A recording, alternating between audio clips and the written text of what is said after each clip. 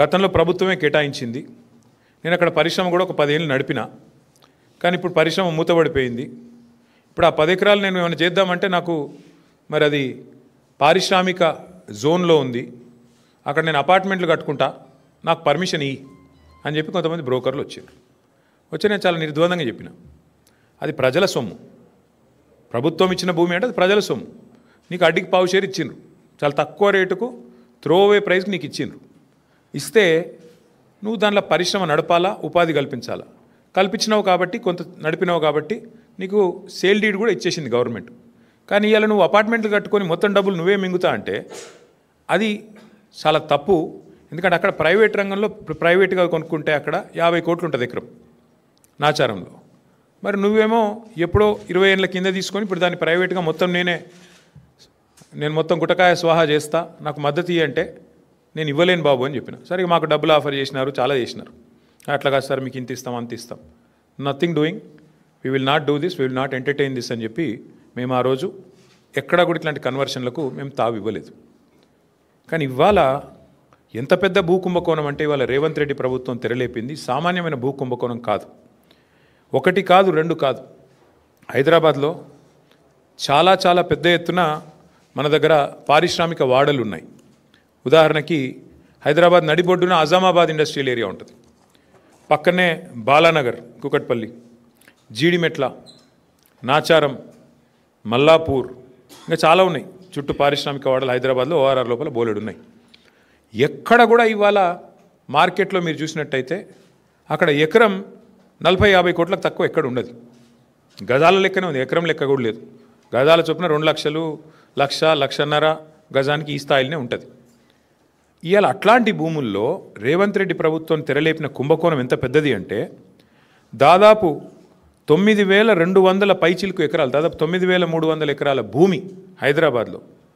అంటే మీరు సగటున 40 కోట్లు వేసుకున్న ఎకరానికి దగ్గర 4 లక్షల కోట్లు, దగ్గర అంటే 3.5 లక్షల కోట్ల నుంచి 4 లక్షల కోట్ల మధ్యన మార్కెట్ వాల్యూ ప్రకారం. లేదు 50 కోట్లు వేసుకున్నారనుకో సగటున, దగ్గర 5 లక్షల కోట్ల విలువ చేసే ఆస్తిని అందులో మరి ఇవాళ ఆయన అనుయాయులకు, ఆయన వందిమాగదులకు, ఆయన బామ్మర్దులకు, ఆయన తమ్ముళ్లకు, ఆయన చుట్టూ ఉండే బ్రోకర్లకు ఇవాళ ఒప్పందాలు కుదిరించి ఒక అతిపెద్ద భూ కుంభకోణానికి రేవంత్ రెడ్డి ప్రభుత్వం మొన్న జరిగిన కేబినెట్ సమావేశంలో తెరలేపింది. ఇది నేనేదో ఊరికే ఆషామాషిగా ఆరోపణలు చేయట్లేదు. ఎక్కడెక్కడ విలువైన భూములు ఉన్నాయో ఇవాళ హైదరాబాద్ చుట్టూ అక్కడ రేవంత్ రెడ్డి ముఠా వాలిపోయింది. మొన్న కొండా సురేఖ గారి ఉదంతమే దానికి ఒక క్లాసిక్ ఎగ్జాంపుల్. కొండా సురేఖ గారి కుమార్తె ఆ రోజు కొన్ని ఆరోపణలు చేసింది నిర్దిష్టంగా, మిగతా ఆరోపణలు పక్కన పెడితే ఒక స్పష్టమైన ఆరోపణ ఆ రోజు చేసింది అమ్మాయి. మంచిరేవులలో ఒక భూమి ఉంది, ఆ భూమిలో రేవంత్ రెడ్డి గారి బ్రదర్ కన్నుబడ్డది. అందుకే ముఖ్యమంత్రి గారు జపాన్లో ఉంటే కూడా మేము అక్కడ ఆ భూమి కాడికి పోయేందుకు ఎండోమెంట్స్ రోడ్డు పర్మిషన్ ఇస్తే, ఎండోమెంట్స్ వాళ్ళు ఉన్న భూమిలోకి వెళ్ళి రోడ్డు పర్మిషన్ ఇస్తే ముఖ్యమంత్రి గారు జపాన్లో ఉండి కూడా ఆ ఫైల్ తెప్పించుకొని ఆపేసిండు. అంటే ఒక రియల్ ఎస్టేటు దందా చేసేవాడు ముఖ్యమంత్రి అయితే ఏమవుతుంది అంటే ఒక ఇది అవుతుంది. ఇలా ఆయన ఆలోచన అంతా కూడా భూముల చుట్టూ, భూమి చుట్టే పరిభ్రమిస్తూ ఉన్నది. ఇవాళ జరుగుతున్నది ఏంటి అంటే పక్కన బుద్వేల్లో మూసీ ప్రాజెక్టు పేరు మీద అక్కడ కుంభకోణం, అట్లాగే మెట్రోలో భూమి మీద కన్నేసే మెట్రో CFOని బెదిరించి L&Tని మెట్రోలోకి వెళ్ళి ఎలగొట్టిండు. 1-2 కాదు నేను చెప్పేది, ఉదంతాలు మీరు చూడండి, ఒక ప్యాటర్న్ చూడండి. సెంట్రల్ యూనివర్సిటీ భూముల మీద కన్నేసి అక్కడ విద్యార్థుల మీద అక్కడ అసలు మొత్తం బుల్డోజర్లతో అర్ధరాత్రి పోయి మొత్తం 400 ఎకరాల మీద కన్నేసి అక్కడ అరాచకం చేసిండు. అప్పుడు సుప్రీంకోర్టు ఆపింది. అట్లాగే ఈరోజు సేమ్ థింగ్ 9,292 ఎకరాల పారిశ్రామిక భూముల మీద కన్నేసి రేవంత్ రెడ్డి గారు ఆయన ప్రభుత్వం ఇవాళ Hyderabad industrial lands transformation policy అనే పేరిట భూములను కొల్లగొట్టే కుంభకోణానికి తెరలేపిండు. ఇక్కడ సింపుల్గా నేను చెప్పే లెక్క మళ్ళొకసారి అర్థం చేసుకోండి. ఈ 9,292 ఎకరాలు మొత్తం కూడా ప్రభుత్వ భూమి. ప్రభుత్వం పారిశ్రామికవేత్తలకు మీరు పరిశ్రమ పెట్టండి అని ఇచ్చిన భూమి, అడ్డికి పావు షేరు అంటే మార్కెట్ విలువ రూపాయి అయితే 10 పైసలకో రూపాయికో రూపాయల 1 పైసకో ఇచ్చిన భూమి ఇది. ఇలా భూమి విలువ పెరిగింది, 100 రెట్లు పెరిగింది, 100 రెట్లు పెరిగింది, 1000 రెట్లు పెరిగింది. పెరిగిన ఆ భూమి విలువను, పెరిగిన ఆ భూములను ఇవాళ ఏటీఎంగా దాన్ని పేటీఎంగా మార్చుకునే ప్రయత్నమే రేవంత్ రెడ్డి గారు చేస్తూ ఉన్నారు. అంటే 4.5 లక్షల కోట్ల విలువైన భూమిని ఇవాళ కొల్లగొట్టి దానికి ఇవాళ పెట్టిన స్కీమ్ కూడా మీరు చూడండి, పాలసీ ఎట్లా పెట్టినా కూడా నేను చెప్తాను మీకు. అంటే ఈ స్కామ్ అర్థం కావాలంటే మీరు కొద్దిగా చరిత్రలోకి పోవాలి. 50-60 ఏళ్ళ కింది నుంచి హైదరాబాద్ చుట్టూతా ఎంసీహెచ్ ఉన్నప్పుడు భూములు కేటాయిస్తూ పోయినాయి ప్రభుత్వాలు. ఇప్పుడు నేను చెప్పిన పారిశ్రామిక వాడలు మల్లాపూర్ కానీ, చెర్లపల్లి కానీ, నాచారం కానీ, జీడిమెట్ల కానీ, బాల్నగర్ కానీ, అట్లాగే ఆజామాబాద్ కానీ ఇక్కడ భూములు కేటాయింపులు చేస్తూ పోయినారు. అందులోకెళ్ళి వచ్చినాయి ఇవన్నీ కూడా. మౌలాలి, తర్వాత కుషాయిగూడ, కాటేదాన్, ఇవన్నీ కూడా అందులోకెళ్ళి వచ్చినాయి. చందులాల్ బిరాదరి చుట్టూ వచ్చిన పారిశ్రామిక వాడలు. ఇప్పుడు ఏమైంది, సిటీ పెరుగుతా పోయింది. ఇవన్నీ సిటీ మధ్యలోకి వచ్చినాయి, భూముల విలువలు పెరిగిపోయినాయి. ఇప్పుడు పెరిగిపోయిన వాటి వల్ల ఏమైంది, చుట్టూ కాలనీలు కూడా రావడం వల్ల ప్రజలు గొడవ చేయడం స్టార్ట్ చేసినారు. మరి మా చుట్టూ కాలనీలు వచ్చినాయి, మధ్యలో కాలుష్యం ఉంది. ఇప్పుడు బాచుపల్లి వాళ్ళు కూడా గొడవ చేస్తూ ఉన్నారు కాలుష్యం వస్తుంది అని. దానికి 2013లో అప్పుడున్న కాంగ్రెస్ ప్రభుత్వం ఒక జీవో తెచ్చింది, జీవో నెంబర్ 20, కిరణ్ కుమార్ రెడ్డి గారి ప్రభుత్వం. ఏమై జీవో నెంబర్ 20 ఉద్దేశము ఏమని అంటే, మీరు ఓఆర్ఆర్ లోపల ఉండే కాలుష్యకారక పరిశ్రమలు, పొల్యూటింగ్ ఇండస్ట్రీస్ని బయటికి తరలించాలి అనేది ఆ జీవో సారాంశం. మా ప్రభుత్వం ఉన్నప్పుడు మేము కూడా ప్రయత్నం చేశాం. ఇన్ఫ్యాక్ట్ ఫార్మా సిటీ పెడదామనుకునే దానికి మెయిన్ కారణమే ఇది. ఫార్మా ఇండస్ట్రీ ఏదైతే జీడిమెట్లలో, అట్లాగే మల్లాపూర్లో, నాచారంలో, ఇతర ప్రాంతాల్లో ఉన్నదో వీళ్ళందరినీ కూడా అవసరమైతే ఓఆర్ఆర్ బయటికి ఒకటే ప్రాంతానికి తరలించి ఒకటే చోట 19,000 ఎకరాల్లో మేము ఫార్మాసిటీ పెట్టాలనుకునే దానికి మెయిన్ ఉద్దేశమే ఇది. ఎందుకంటే ఈ ప్రాంతం అంతా కూడా కాలుష్య బారిన పడకుండా, ఇంకోటి ఇబ్బంది పడకుండా. సరే, ఇవాళ దానికి ఫ్యూచర్ సిటీ అనే పేరు పెట్టి అక్కడ కూడా రియల్ ఎస్టేట్ బ్రోకర్ పనిచేస్తూ ఉన్నారు ముఖ్యమంత్రి గారు. ఇప్పుడు మేమేమంటున్నామంటే, ఇందులో చాలా భూములు, ఇప్పుడు ఆజామాబాద్ ఇండస్ట్రియల్ ఏరియా ఉంది ఉదాహరణకు మీకు చెప్తా ఉన్నా. మేము కూడా గతంలో ప్రయత్నం చేసినాం, మేము చేయలేదని కాదు. మేమేం ప్రయత్నం చేసినాము, ఇప్పుడు ఆ ఉదాహరణకి ఆజామాబాద్లో ఆనాడు 40 ఏళ్ళ కిందట, 50 ఏళ్ళ కిందట వద్దిరాజు రవిచంద్ర గారికి గవర్నమెంట్ ఒక 5 ఎకరాలు స్థలం ఇచ్చింది అనుకోండి. ఆయనకి ఎంతకో అంతకి ఇచ్చింటాం అప్పట్లో ఉన్న గవర్నమెంట్. ఇచ్చిన తర్వాత వద్దిరాజు గారు కొంతకాలం నడిపిండు ఇండస్ట్రీ, ఓ 10 ఏళ్ళకో 15 ఏళ్ళకో నడిపి, తర్వాత ఫర్ వాట్ ఎవర్ రీజన్ ఆయన బంద్ పెట్టుకున్నాడు. తర్వాత భూమి ఆయన చేతుల్లో ఉంది, అవసరమైతే ఆడు ఇంకేదో చేస్తున్నాడు. మేమేం పెట్టినామంటే, గతంలో మేము కూడా దీన్ని ఇట్లాంటి ల్యాండ్స్ని ఏం చేయాలి అని ఆలోచించి, ఇంకో ఇది ఆనాడు 2022 సెప్టెంబర్లో ఆనాడు మేము తెచ్చిన చట్టం, ఆజామాబాద్ ఇండస్ట్రియల్ ల్యాండ్స్ని రెగ్యులరైజ్ చేస్తూ తెచ్చిన చట్టం. అందులో ఏం పెట్టాం మేము, ఒకవేళ వద్దిరాజు రవిచంద్ర గారికి మనం ఇచ్చిన భూమి కనుక ఆయన చేతుల్లోనే ఉంటే, ఆ రోజు డబ్బులు కట్టి ఉన్నప్పటికీ కూడా ఇవాళ మరి ల్యాండ్ యూజ్ మారుతున్నది కాబట్టి, ఆ రోజు పరిశ్రమకున్న భూమిని ఇవాళ మారుస్తున్నారు కాబట్టి 100% రిజిస్ట్రేషన్ 100% మళ్ళీ కట్టి ఇస్తే మళ్ళీ మీకు ఇస్తాము, మీరు వాడుకోండి అని చెప్పాం. లేదు, కొంతమంది ఏం చేస్తారు, వద్దిరాజు రవిచంద్ర గారికి ఇచ్చింది, ఆయన ఏం చేసి ఉంటాడు, ల్యాండ్ 10 ఏళ్ళకో 15 ఏళ్ళకో అవసరం పడి అమ్ముకుంటాడు. గంగుల కమలాకర్ గారికి అమ్ముకున్నాడు అనుకోండి. ఇప్పుడు గంగుల కమలాకర్ గారి చేతిలో ఉందనుకో ఆ భూమి, ఎగ్జాంపుల్ చెప్తున్నా, మీరు సీరియస్ తీసుకున్నారు.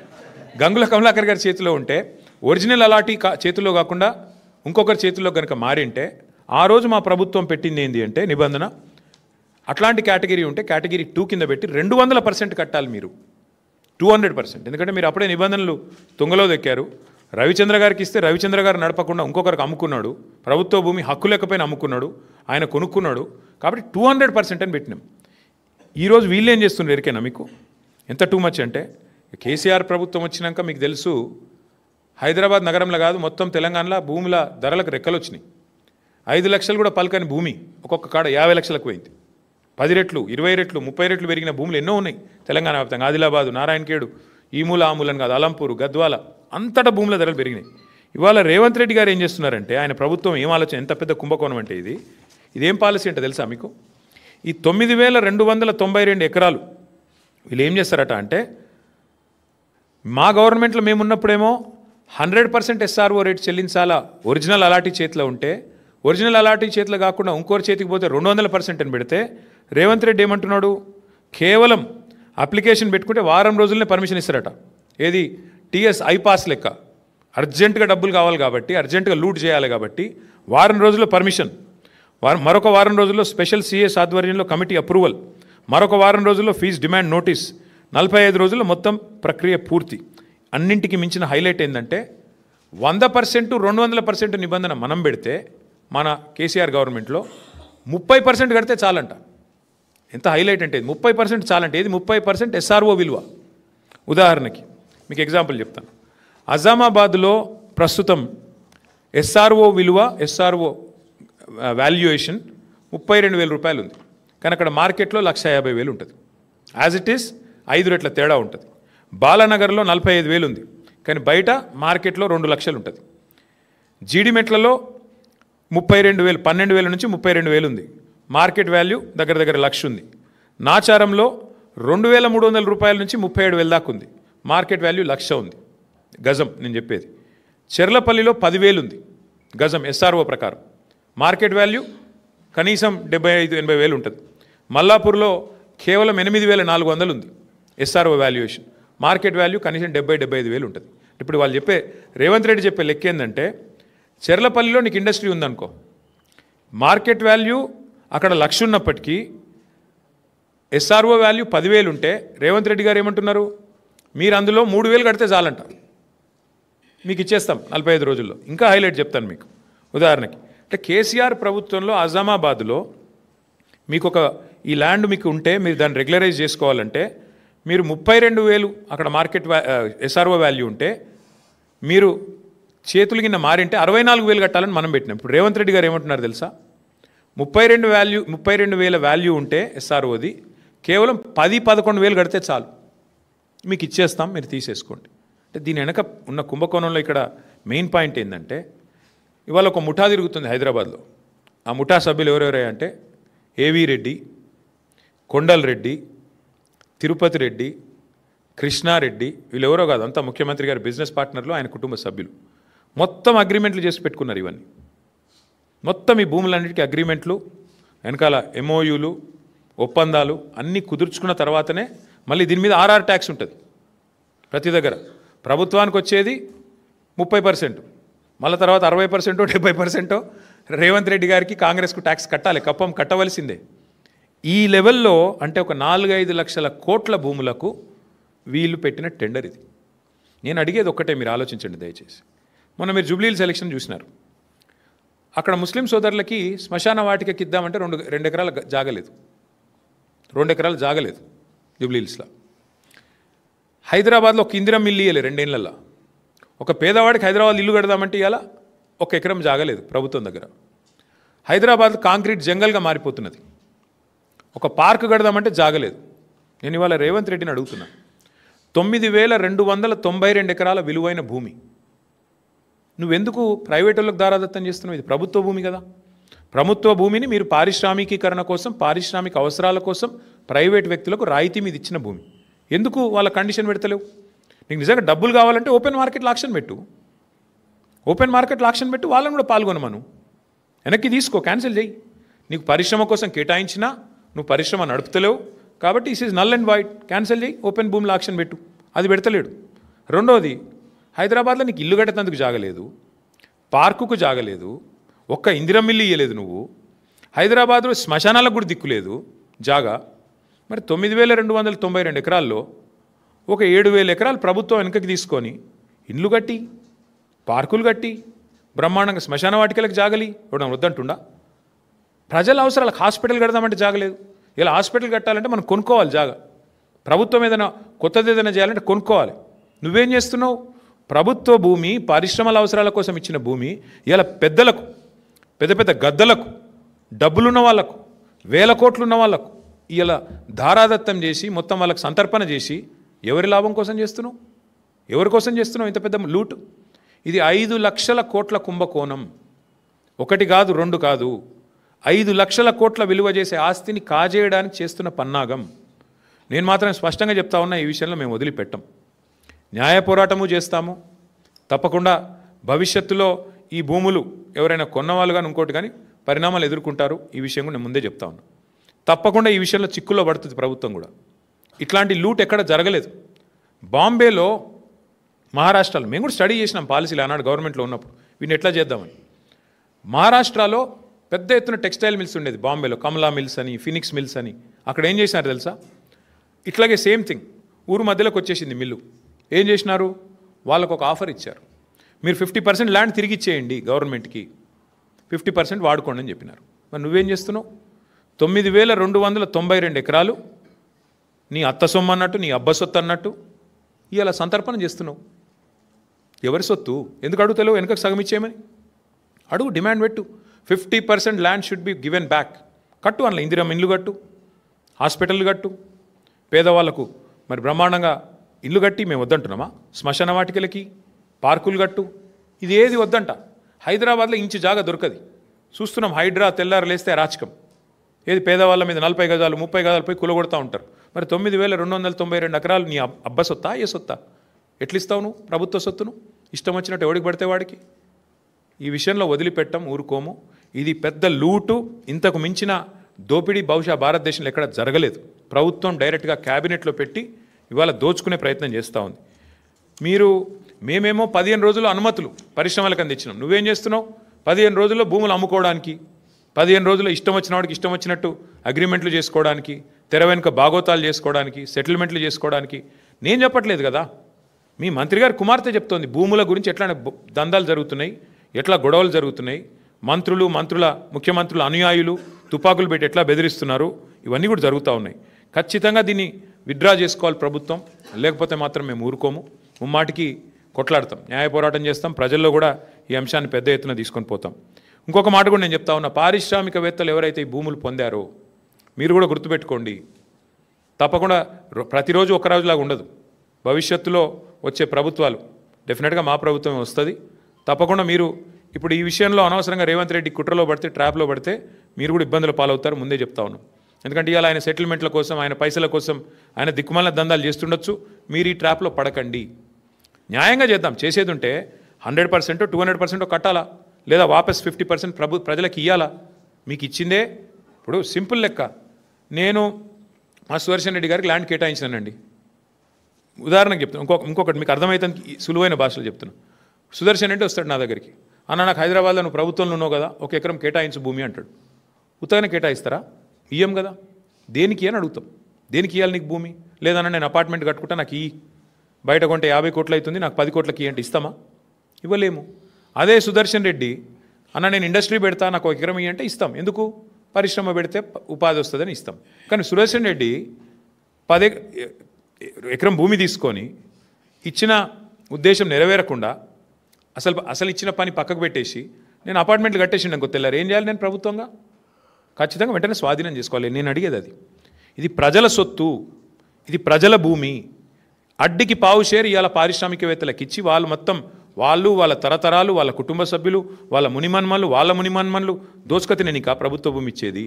ఎట్టి పరిస్థితులు ఒప్పుకోమిది. ఇది మా ప్రభుత్వంలో 9.5 ఏళ్ళలో మేము ఎక్కడ ఇయ్యలేదు. చాలామంది వచ్చినారు బ్రోకర్లు మా దగ్గరికి కూడా, కానీ మేము చేయలేదు ఇట్లాంటి గలీజ్ పని. ఎందుకంటే ప్రజల సొత్తు. వస్తే కూడా నేను చెప్పాను, అందులో మా నాయకులు కూడా వచ్చారు, అది కూడా చెప్తున్నాను నేను, అన్న ఇది చేయండి అని. నో నథింగ్ డూయింగ్, మేము చేయమని చెప్పాం. దాంతో కట్టుబాటుతో మేము పనిచేసినాం. ఇలా 100% ఈ విషయంలో నేను చెప్తా ఉన్నా, ఈ ప్రభుత్వం దిగిపోయినాక కూడా ముమ్మాటికి దీని మీద ఎంక్వైరీలు జరుగుతాయి, దీనిలో బాధ్యులను పట్టుకోవడం జరుగుతుంది. ఇందులో అనవసరంగా ఎవరన్నా పోతే మాత్రం చాలా ఇబ్బంది పడతారు. మళ్ళీ చెప్తున్నా, SRO వాల్యూస్ ఎక్కడున్నాయి, మార్కెట్ వాల్యూస్ ఎక్కడున్నాయండి? SRO వాల్యూకి మార్కెట్ వాల్యూకి పొంతన ఉందా? కనీసం 30,000 SRO వాల్యూ ఉంటే 2 లక్షలు మార్కెట్ వాల్యూ ఉంది. నువ్వు ఆ 30,000లో 10,000 కడితే 2 లక్షల వాల్యూ ఉన్నా ఇచ్చేస్తా అంటున్నావు భూమిని. ఇది ఎక్కడి న్యాయం? ఇది ఎక్కడి లూటు? 100% 5 లక్షల కోట్ల ఈ భూమిలో ఖచ్చితంగా రేవంత్ రెడ్డి గారు 40-50 వేల కోట్లన్నా వెనకేసుకోవాలనేది ఆయన ఆలోచన. దీన్ని అందుకే సాగనివ్వం. ప్రధాన ప్రతిపక్ష పార్టీగా మేము ఈ అంశాన్ని లేవనెత్తుతా ఉన్నాం. బీజేపీకి గనక చిత్తశుద్ధి ఉంటే, భారతీయ జనతా పార్టీ ప్రభుత్వానికి గనక చిత్తశుద్ధి ఉంటే వారు కూడా ఈ విషయంలో జోక్యం చేసుకోవాలి. ఖచ్చితంగా ఇందులో కొన్ని సంస్థలు అందులో బీజేపీ వాళ్ళు కూడా ఉన్నారు, కొన్ని సంస్థల యజమానులు. కాబట్టి నేను చెప్తున్నా, వాళ్ళకి చిత్తశుద్ధి ఉంటే, నిజంగా మీ పాత్ర ఇందులో లేకపోతే, వారు ఒకటి కాకపోతే మీరు కూడా వెంటనే స్పందించాలని చెప్పి నేను డిమాండ్ చేస్తా ఉన్నాను.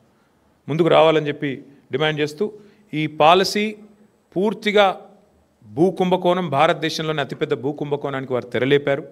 ఇది ఖచ్చితంగా దీన్ని అడ్డుకోవాలని చెప్పి ప్రజలు కూడా దీని విషయంలో అప్రమత్తంగా ఉండాలి అని చెప్పి మళ్ళొకసారి మీకు విజ్ఞప్తి చేస్తూ మీ అందరికీ కూడా ధన్యవాదాలు. ప్రభుత్వాన్ని మేము చెప్పేది ఏమంటే, మీరిగిన ల్యాండ్స్ ఫస్ట్ పాయింట్, ఇది పేదల భూములు, ప్రజల భూములు అయితే 50% వెనక్కి తీసుకోండి, లేదా 100% వెనక్కి తీసుకోండి. అదొక ఆప్షన్ నెంబర్ 1. ఎందుకంటే భూములు ఇచ్చేది పారిశ్రామికీకరణ కోసం, ఆ ఉద్దేశం